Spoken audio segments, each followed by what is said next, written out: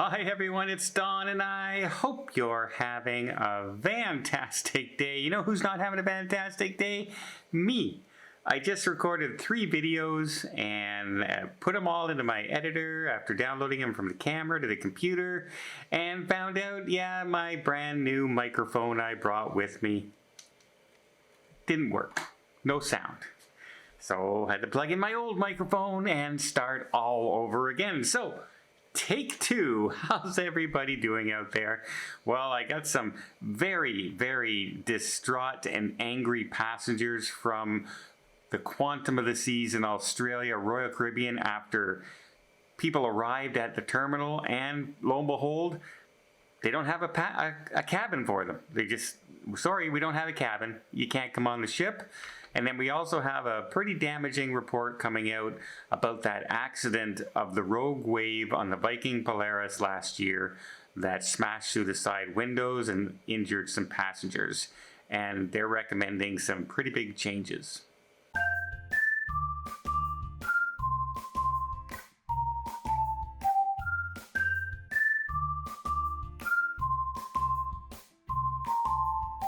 So picture this.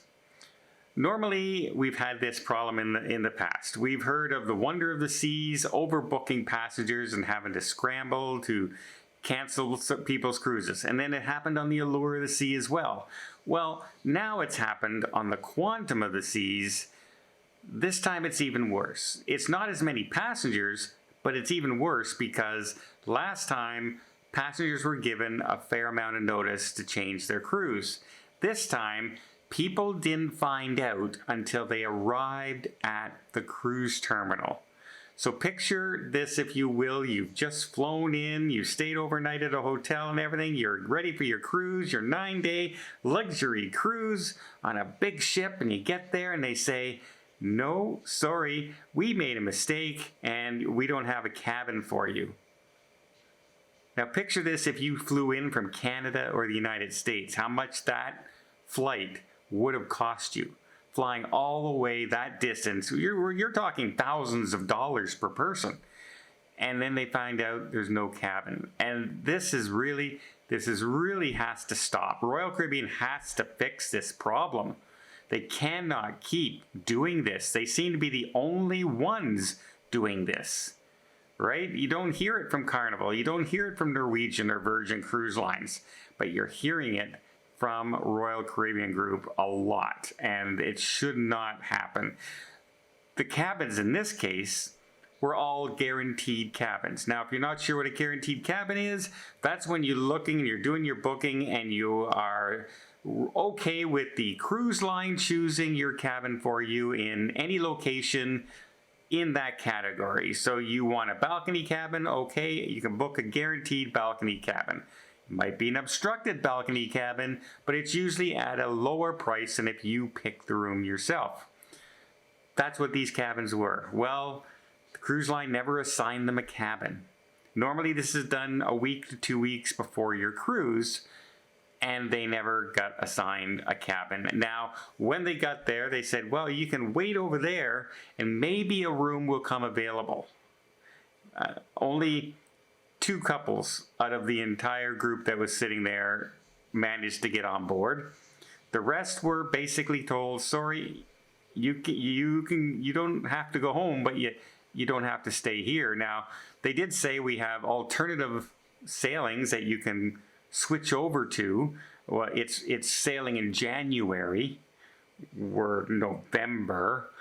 So if you're okay hanging around in Australia for another month, you can take that cruise. It's the same itinerary. Or we will refund you your money and we will also give you a 25% future cruise credit.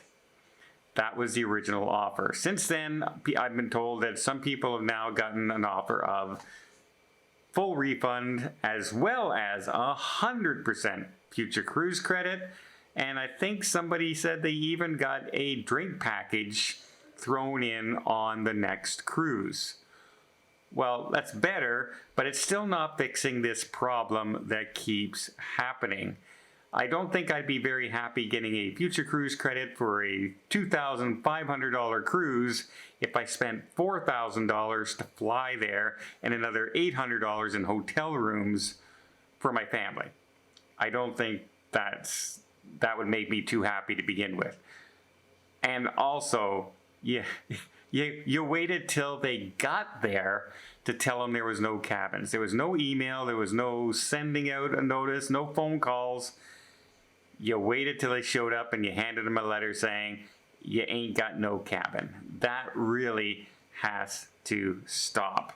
Next, we also have, the report came out from the Viking Polaris accident. That is one of those expedition ships that was in Antarctica. It got hit by that rogue wave, and you saw the windows along the side smashed. Well, passengers actually got injured on that cruise. Well, the damage report has come out, and they said, yeah, those windows were not strong enough to withstand that kind of wave. They are not structurally sound enough. In fact, they recommended and highly recommended and stressed that Viking replace the windows completely throughout the ship of a stronger quality and reinforce those lower decks as well. Not only on the Viking Polaris, but also on the Viking Octanus, her sister ship, which is that one many people were Googling over and goggling at that was sailing down the Great Lakes this past season. Beautiful looking ships, absolutely beautiful. But if you're going to send a ship on call it an expedition cruise, you expect it to be able to handle ice, you expect it to be able to handle waves, and you expect it to be able to withstand something hitting your glass window in your cabin, because that would be a very, very scary prospect. But we'll see. I'm sure Viking will more than likely go ahead and do these changes that are being suggested to them from this report, because they are a very good first-rate company and usually respond to this kind of stuff very, very quickly. And I don't think they want anyone out there thinking that their expedition ships, since they're building more even, are unsafe if something happens. And I'm sure they'll get that looked at and fixed.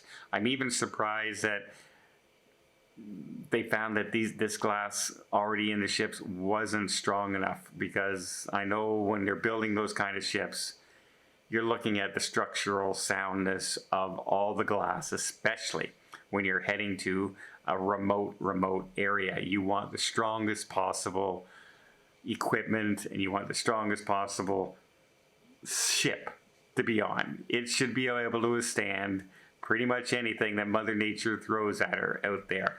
Let me know in the comments down below, by the way, what do you think about Royal Caribbean not telling people until they got to the port, and a port in Australia? Now, I keep saying how far that is, but I also think in my head, now wait a minute, what happens if somebody from England or Australia flew to Fort Lauderdale and the same thing happened to them? It would be no different. They would be spending all those extra dollars to get down here and then being offered at first a 25% future cruise credit with your money back. That's not acceptable. 100% is the minimum that should be offered, and in fact, they should be offering full airfare, refunds as well for anybody who can prove how much they paid for their air flights down there. There's really no excuse for double booking cabins and not assigning cabins. When you sell a cabin, it should be out of your inventory. And if it's not taken out, there's a glitch, there's a mistake somewhere, that's on the cruise line. That's not on the passenger. And they should not be out any money financially. Well, I hope you appreciate this video. If you did, please give it a thumbs up. Want to see more tips, more tricks, more travel vlogs from around the world? Hit that subscribe button. Until next time, have yourself a safe and a great vacation.